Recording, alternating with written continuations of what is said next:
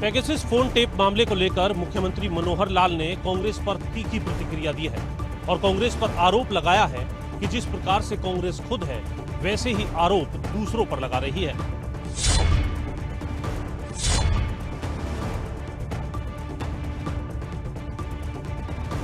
भारत में एक बार फिर पेगासस नाम के सॉफ्टवेयर से जासूसी का जिन बोतल से बाहर आया तो देश में सियासी उबाल आ गया। दरअसल मीडिया रिपोर्ट्स के जरिए आरोप लगा कि दुनिया की कई सरकारें एक खास पेगासस नाम के सॉफ्टवेयर के जरिए मानवाधिकार कार्यकर्ताओं, पत्रकारों, बड़े वकीलों समेत कई बड़ी हस्तियों की जासूसी करवा रही है। इस खुलासे के बाद सॉफ्टवेयर जासूसी को लेकर सत्ता बनाम विपक्ष की जंग अब तेज हो चुकी है। राज्यों में भी इसे लेकर कांग्रेस को घेरा जा रहा है। हरियाणा के सीएम मनोहर लाल भी इस मामले में पीछे नहीं है। सीएम मनोहर लाल ने कांग्रेस पर आरोप मढ़ा है कि जैसी कांग्रेस खुद है वैसे आरोप वो दूसरों पर लगा रही है। इस बार किसानों के लिए, युवाओं के लिए, महिलाओं के लिए, पिछड़े वर्ग के लिए कुछ योजनाओं पर चर्चा जरूर लोकसभा के सेशन में होनी थी, होनी भी है अभी, और उसमें कई प्रकार की बातें हैं उनके अधिकार क्षेत्र को बढ़ाने के लिए आने वाली हैं, ऐसा जो पहले से इंगित है। लेकिन विरोधी पक्ष कांग्रेस का एक हमेशा एक टारगेट रहा है कि कभी भी देश में कोई अच्छी बात होने की संभावना हो तो उससे पहले कुछ ताकतों के साथ मिल करके उन चीज़ों को कैसे डिरेल करना है, प्रारंभ में ही उसके ऊपर कोई ना कोई प्रश्न चिन्ह खड़ा कर दिया जाए। कंपनी है पेगासस, जिसकी मदर कंपनी NSO है, उनके माध्यम से जो जासूसी और फोन टेपिंग की बात चलाई गई है, वास्तव में तो कांग्रेस का एक चरित्र रहा है कि जैसे वो खुद हैं ऐसा ही वो सबके ऊपर लांछन लगाने की बातें करते हैं, क्योंकि उनका इतिहास भरा पड़ा है। जब अपने यूपीए के कार्यकाल में ये सब वो करते रहे, न केवल विपक्षी दल के लोगों के साथ, बल्कि उनका तो अपना घर भी इन चीज़ों से भरा हुआ है कि अपने ही लोगों की फोन टेपिंग, अपने ही लोगों की जासूसी, ये सब वो कराते रहे हैं। उनको लगता है कि शायद सभी ऐसा करते हो। जब भी कोई, इनका टाइमिंग बड़ा सेट होता है, इस टाइमिंग में जब इनको लगता है कि आज हमें और कुछ नहीं मिल रहा, क्योंकि इस समय नरेंद्र मोदी जी का जिस प्रकार का पिछले 7 साल से 8 साल से कार्यकाल जो अब पूरा हो रहा है, इसमें इनको कुछ नहीं मिला। जनता हित की, राष्ट्रवादी विचारधारा की एक सरकार चल रही है, और इसमें खास करके वो भी जब षड्यंत्र रचते तो विदेशी सहायता लेकर रचते हैं। कि सरकार अहंकार में डूबी हुई है। 8 महीने से देश का किसान 3 कानूनों को वापस की वापसी के लिए एक शांतिपूर्ण संघर्ष कर रहा है, जिसमें 400 से अधिक जान कुर्बान हो चुकी हैं। फिर भी संयम और शांति से डटा है किसान, मगर उस किसान की आवाज़ सुनने का संयम इस संसद के अंदर सरकार के पास नहीं है। वही सरकार है, देश के किसान की आवाज़ तो सुन नहीं रही, देश की किसान की आवाज़ का सुनने का समय नहीं, लेकिन फोन टैपिंग करके अपने प्रतिद्वंदियों की, जुडिशरी की और मीडिया की बात सुनने का पूरा समय इस सरकार के पास है। इसीलिए हमने ये बात उठाई। पूरे विपक्ष का धन्यवाद करता हूँ जिन्होंने मेरे नोटिस पे पूरा अपना का साथ दिया। पेगासस जासूसी मामले को लेकर भारत सरकार पहले ही आरोपों को खारिज कर चुकी है, लेकिन अब इस मसले को लेकर केंद्र के साथ राज्यों में जिस कदर एक दूसरे पर सियासी हमले हो रहे हैं, उससे तो यही लगता है कि मामला जल्द शांत होने वाला नहीं है। पेगासस फोन टेप मामले को लेकर जहां केंद्र में सरकार और विपक्ष आमने सामने है, तो इसी प्रकार की स्थिति राज्यों के अंदर भी देखने के लिए मिल रही है। राज्यों के नेता भी ठीक उसी प्रकार की भाषा बोलते हुए नजर आ रहे हैं, जिससे साफ होता है कि मामला जल्द शांत होने वाला नहीं है। बिल्कुल, अगर बात की जाए तो पेगासस फोन टेप को लेकर के अब मामला जो है वो लगातार कांग्रेस की तरफ से हर जगह प्रदेशों के अंदर उठाया जा रहा है। और अगर बात करें हरियाणा की, तो हरियाणा में भी राजभवन तक मार्च करने को लेकर के आह्वान किया गया था, लेकिन आप देख सकते हैं कि सेक्टर 3 थाने में तमाम जो कांग्रेस के विधायक हैं, कुमारी शैलजा हैं, प्रभारी विवेक बंसल हैं, उन सभी को यहाँ पर लाया गया है।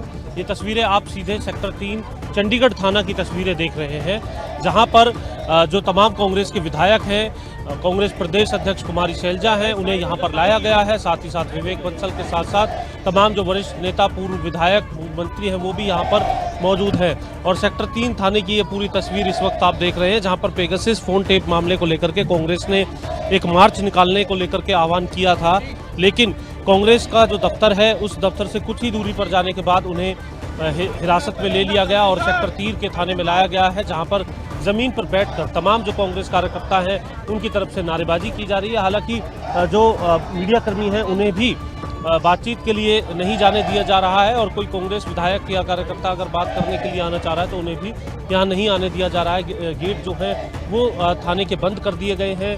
2 गेट हैं, दोनों के दोनों गेट इस वक्त बंद हैं और केवल कांग्रेस कार्यकर्ताओं का आप देख सकते हैं यहाँ पर किस तरीके से प्रदर्शन है वो लगातार जारी है।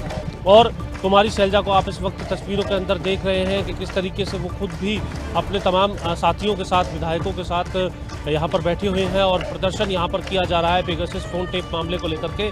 और अपनी आवाज़ यहाँ पर बुलंद इस बात को लेकर के की जा रही है कि इस मसले की जांच कराने से आखिर सरकार क्यों पीछे उठ रही है।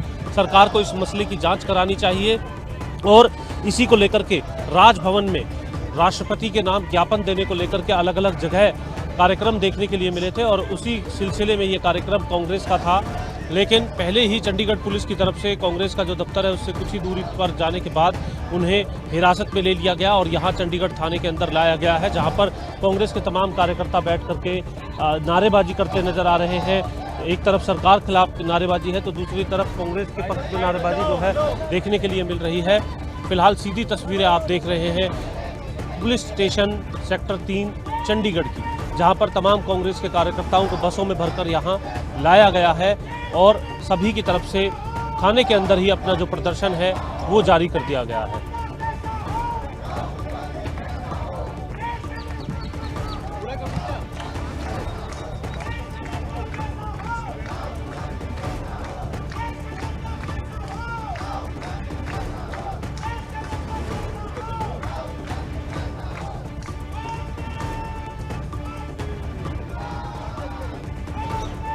भाई साहब कैमरे भी देखते होते हैं। देखिए, बिल्कुल अगर बात करें तो यहाँ अभी फिलहाल प्रदर्शन जारी है। कुछ जो आला अधिकारी हैं उनसे संपर्क किया जा रहा है थाने की तरफ से, कुछ अधिकारी यहाँ पहुँचे भी हैं और उनकी तरफ से ये चर्चा की जा रही है कि आखिर किस तरीके से जो डिटेन किया गया है उसमें, क्योंकि यहाँ पर एक बात और महत्वपूर्ण है।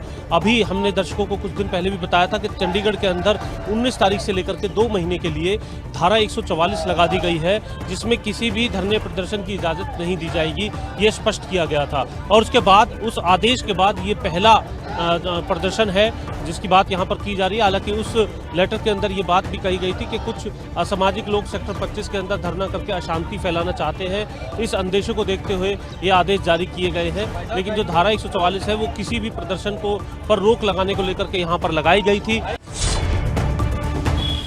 दिल्ली में हरियाणा बीजेपी की कोर ग्रुप की बैठक हुई। इस बैठक में हरियाणा के मुख्यमंत्री मनोहर लाल वीडियो कॉन्फ्रेंसिंग के माध्यम से जुड़े। इस बैठक में विस्तार से चर्चा की गई है हरियाणा के राजनीतिक हालात को लेकर।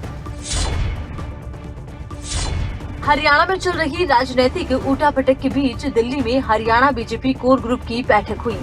ये बैठक बीजेपी प्रभारी विनोद तावड़े की अध्यक्षता में हुई। मुख्यमंत्री मनोहर लाल वर्चुअल माध्यम से इस बैठक से जुड़े। वहीं इस दौरान हरियाणा के बीजेपी प्रदेश अध्यक्ष ओम प्रकाश धनखड़, गृह मंत्री अनिल विज समेत कई नेता मौजूद रहे। इस बैठक में कई अहम मुद्दों पर चर्चा की गई। डी पुरंदेश्वरी के हरियाणा दौरे को लेकर चर्चा हुई। पार्टी के वर्तमान में राजनीतिक हालात को लेकर भी चर्चा की गई। किसान आंदोलन को लेकर हरियाणा में क्या स्थिति है, इस पर भी चर्चा हुई। पार्टी और संगठन की आगामी रणनीति को लेकर चर्चा की गई। कोरोना की तीसरी लहर को लेकर 16,000 कार्यकर्ताओं को ट्रेंड किया जाएगा। पंचायत चुनाव होने के और इसे लेकर प्रबंधन समिति के बारे में चर्चा की गई। 25 सितंबर तक संगठन में नियुक्तियां होनी है। 15 अगस्त की तिरंगा यात्रा को लेकर भी इस बैठक में चर्चा की गई। हरियाणा बीजेपी के अंदर खाने पार्टी की गतिविधियां तेज हो चली हैं और बीजेपी संगठन के वरिष्ठ नेता और पार्टी आला कमान के बीच चर्चाओं का दौर भी जारी है। इसी कड़ी में ये बैठक बुलाई गई। हरियाणा के कोर ग्रुप की बैठक हुई है एक मैराथन बैठक में हरियाणा के कोर ग्रुप के सभी माननीय सदस्यों के साथ आपने विमर्श किया है। हरियाणा में पार्टी की स्थिति क्या है इसकी पूरी जानकारी ली है। हरियाणा की वर्तमान में राजनीतिक स्थिति क्या है इसकी पूरी जानकारी ली है। किसान आंदोलन जो हरियाणा में है अभी उसकी स्थिति क्या है इसकी भी आपने पूरी जानकारी ली है। आगामी गतिविधियां पार्टी की क्या होने वाली हैं, कैलेंडर क्या है इस साल का आगे तक का, उसकी भी आपने पूरी चर्चा की है। इसलिए एक लंबे समय तक बैठक चली, मैराथन बैठक चली और सभी माननीय सदस्यों ने जो कोर ग्रुप के सदस्य हैं सबने अपनी चर्चा को बहुत ही खुले मन से बहुत विस्तार के साथ सारे विषय को रखा है। वहीं हरियाणा के बीजेपी प्रदेश अध्यक्ष ओपी धनखड़ ने कोरोना की संभावित तीसरी लहर को लेकर कहा कि थर्ड वेव की संभावनाओं को लेकर 16,000 कार्यकर्ताओं को ट्रेंड किया गया है। बड़ा विषय जिसके काम में अभी सब लगे हुए हैं वो है थर्ड वेव जो आने की संभावना की बात की जा रही है। उसके लिए 16,000 वॉलंटियर रिकॉग्नाइज करके पार्टी के कार्यकर्ताओं में से, कैडर में से जो यूथ हैं और महिलाएं भी जिनकी आयु ज़्यादा नहीं है, एक पुरुष एक महिला, उसको जोड़ते हुए उसको ट्रेंड करना है। अगर कोई ऐसी घटना होती है तो उसके काम में वो सब जुटें। बीजेपी कोर ग्रुप की बैठक में जहां प्रदेश के राजनीतिक हालात पर चर्चा हुई तो वहीं कोरोना को लेकर भी चर्चा की गई है। इसके साथ साथ आने वाले दिनों में बीजेपी के होने वाले कार्यक्रमों को लेकर भी इस बैठक में चर्चा की गई। उत्तराखंड में कोरोना के संकट से उभरने के बीच उत्तराखंड सरकार स्कूल खोलने की तैयारी में जुट गई है। जी हां, उत्तराखंड के शिक्षा मंत्री अरविंद पांडे ने इसके संकेत दिए हैं कि जल्द प्रदेश में स्कूल खोलने पर विचार किया जा रहा है।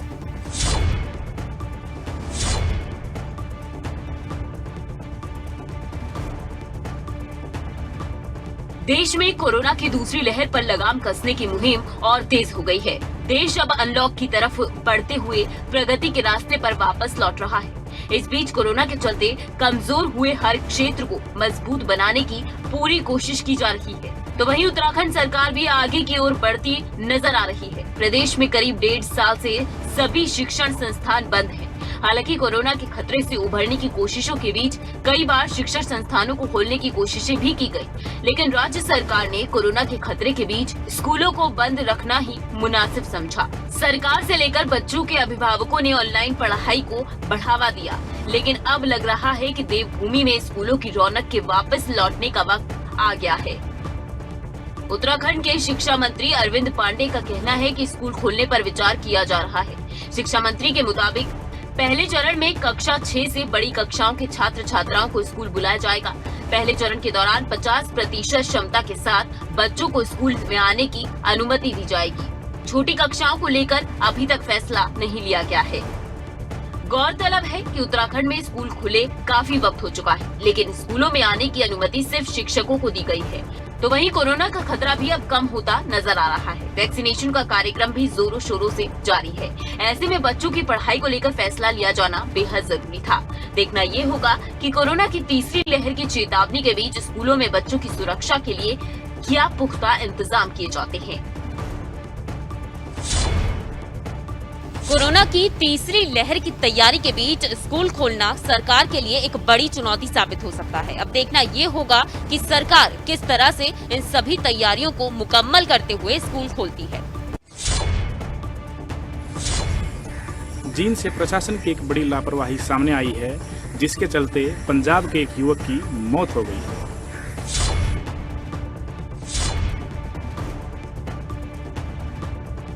इस ओवरब्रिज बनाने वाले ने भी क्या दिमाग लगाया है। ओवरब्रिज को बनाने की शुरुआत तो कर दी, लेकिन इस बीच उसके अधूरे छोर को बंद करना भूल गया। अब इसे महज एक गलती कहा जाए, एक भूल या फिर एक बड़ी लापरवाही, क्योंकि प्रशासन की लापरवाही एक युवक की जान ले चुकी है। जी हाँ, इस ओवरब्रिज की नींव रखने की शुरुआत प्रशासन के साथ मिलकर ठेकेदार ने की, लेकिन इन सभी की लापरवाही का हर्जाना एक युवक को भरना पड़ा। ये सब्जी न्यू कृष्णा कॉलोनी है, रोहतक रोड बाईपास है। यहाँ पर 2 आदमी रात को आए, 1:30 या 2 बजे सुनी बात है। तो उस टाइम वो आईएसबी से, और ये पुल है जो ये निर्माणाधीन है। ठेकेदार साहब अगर इसके ऊपर शुरू स्टार्टिंग जहाँ से होता वहाँ रास्ता अगर ब्लॉक होता तो यह हादसा होने से बच सकता था। वहाँ कोई बंद नहीं किया हुआ था उन्होंने, तो ये अगर वो आप पुल बंद होता तो वो यहाँ नहीं आते। ये पुल बंद अभी रात को किया है। दरअसल जींद पुराना रोहतक रोड बाईपास के पास ओवरब्रिज का काम चल रहा है। मौके पर ना कोई गार्ड मौजूद था और ना ही ब्रिज को दूसरी ओर से ब्लॉक किया गया। इस बीच देर रात पंजाब के 2 युवकों ने अपनी बाइक पर सवार होकर इस ओवरब्रिज को क्रॉस करने की कोशिश की, लेकिन रात के घने अंधेरे के कारण उन्हें आगे का अधूरा ओवरब्रिज नहीं दिखा, जिसके चलते दोनों युवक अपनी बाइक समेत आधे बने ओवरब्रिज से नीचे बुलडोजर और सरियों पर गिरे। इस हादसे में दोनों में से एक युवक की मौत हो गई तो वहीं दूसरा गंभीर रूप से घायल है। ये अपना पुराना रोहतक रोड बाईपास है जो कि अब चल रहा है। तो वहाँ जो रोड बन रहा है ना, पीछे कुछ लगाना चाहिए या चौकीदार छोड़ना चाहिए, तो उसकी वजह से ये हादसा हुआ है। रात के बताओ 12 बजे की बात है, गेटमैन बता रहा है। तो उसके बाद ना आके इसमें हाइड्रा में टकराए हैं, ऊपर से बाइक ने जंप लिया है। तो ये बात है जितना आपने पता है। बाकी गलती रोड वाले की है कि बंद करना चाहिए। कितने इस पर सवार थे? 2 आदमी। बाईपास के पास ब्रिज बनाने का काम तो जोरों शोरों से चल रहा था, लेकिन ब्रिज को बनाने की भागम भाग में प्रशासन अपनी जिम्मेदारी पूरी तरह से निभाने में नाकाम साबित हुआ और प्रशासन की इसी नाकामयाबी ने एक युवक की जान ले ली तो दूसरा जिंदगी और मौत के बीच जंग लड़ रहा है। लापरवाही किसी की और हर्जाना किसी और को भरना पड़ा। अब देखना होगा कि इस चूक में प्रशासन की ओर से मामले को लेकर क्या संज्ञान लिया जाता है। क्या मृतक के परिजनों को इंसाफ मिल पाएगा? फरीदाबाद से एक बच्ची को लापता हुए करीब 2 हफ्ते हो चुके हैं, लेकिन पुलिस को अभी तक बच्ची का कोई सुराग नहीं लग पाया है। तो वहीं बच्ची के परिजनों ने इस दौरान ऐसा बयान दिया है जो फरीदाबाद के लोगों की टेंशन को और ज्यादा बढ़ा सकता है।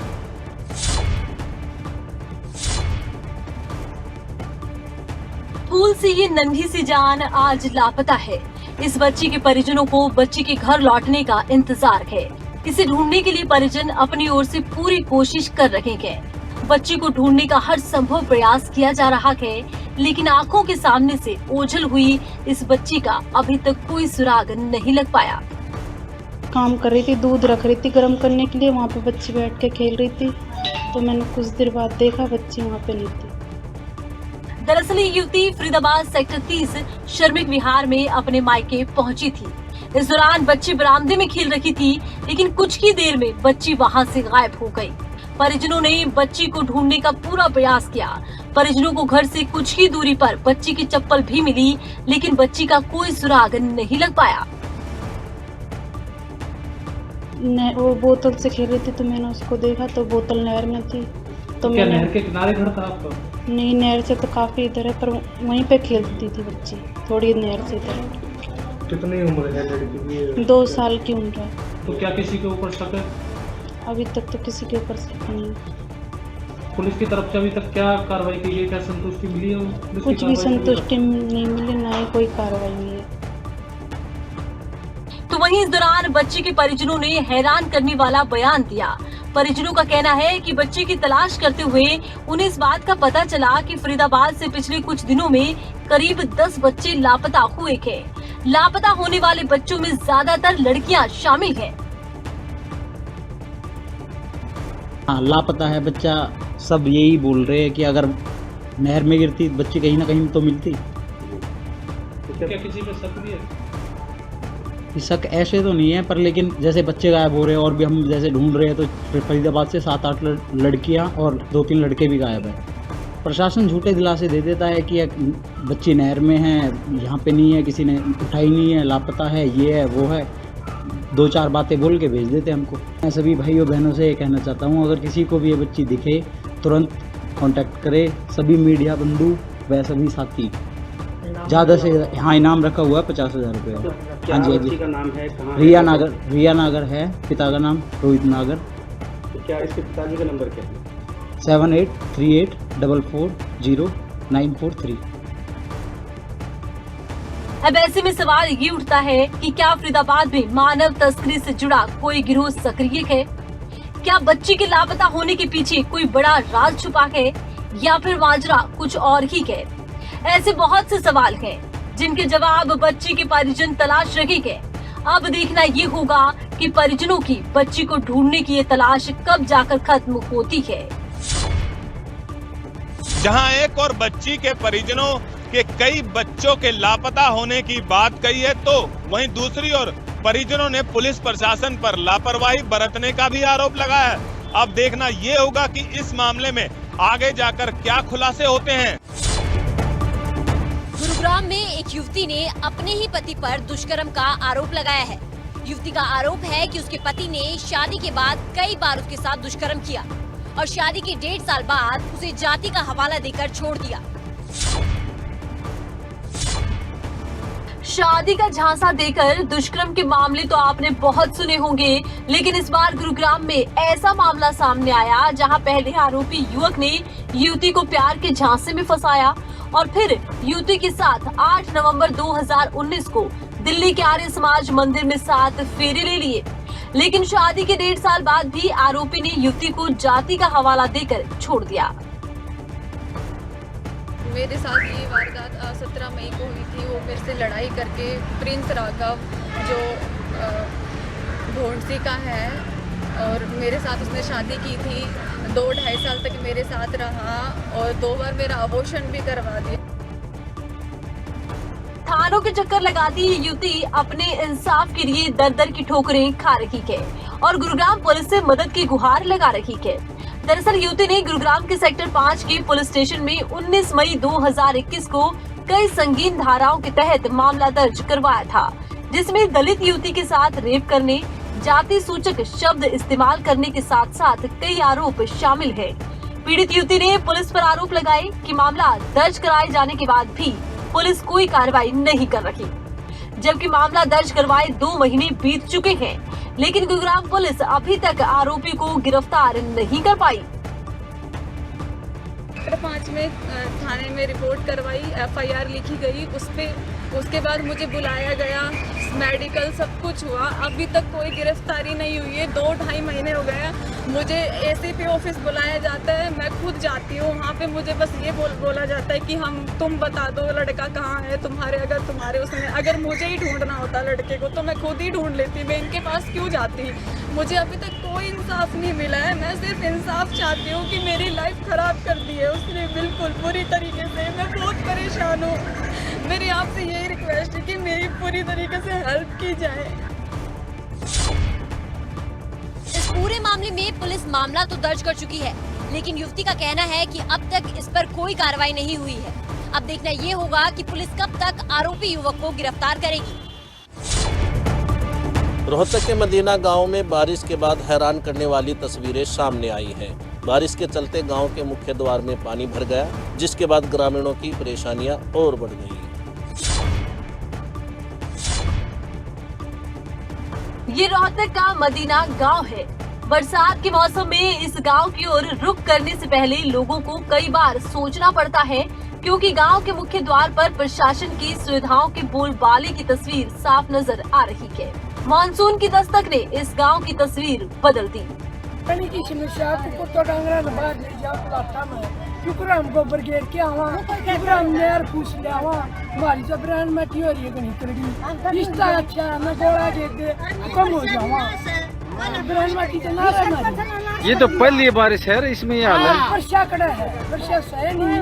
जब वर्षा पाया हमारा खाज होगी, बालक मारे नू धक्के मारेंगे, खज्जा रहना जरा हाँ चुकर मारे बालक स्कूल में जा यो है रहा और रहा नहीं मारा जगह हमारा रहा बनवाओ की जगह अच्छा ऊंचा ठीक है। ओटड़ी पर का हमारे बालक स्कूल में जा न्यू हो गए तो रोड का मग गए हमारे बालक हम तो नया बालका की हो गए। मदीना गांव का रास्ता पूरी तरह से पानी से भरा है और रास्ते के किनारे कूड़े के ढेर लगे हैं। दरअसल गांव की महिलाओं की शिकायत है कि गांव के मेन रोड पर हर वक्त कूड़ा पड़ा रहता है। कूड़े की गंध की वजह से ग्रामीणों को आने जाने में दिक्कतें होती हैं। तो वहीं दूसरी ओर बरसात पड़ने के बाद कूड़े से निकलने वाला गंदा पानी इसी सड़क पर इकट्ठा हो जाता है, जिससे स्थानीय लोगों की परेशानियां और ज्यादा बढ़ जाती हैं।